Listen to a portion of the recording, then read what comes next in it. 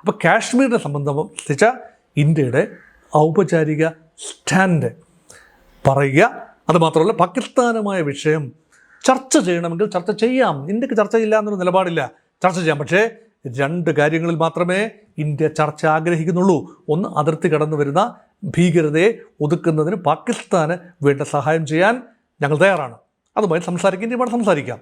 Pakistan let them dismantle the Lashkar-e-Taiba, Jaish Mohammed, Hizbul Mujahideen camps.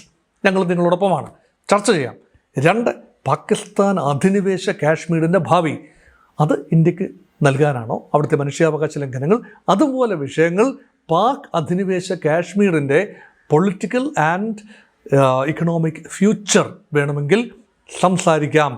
അല്ലാതെ ഇന്ത്യയുടെ കൈവശമുള്ള കാശ്മീരിനെ കുറിച്ച് ഒരു സംസാരമില്ല, ഉഭയകക്ഷി സംസാരമില്ല.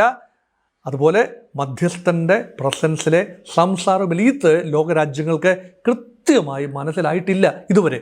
ഇതാണ് ദീർഘകാലത്തെ സ്റ്റാൻഡെങ്കിലും ഇതൊരിക്കൽ കൂടി ക്ലിയർ ആക്കുക എന്നതാണ് ഒരു ഉദ്ദേശം.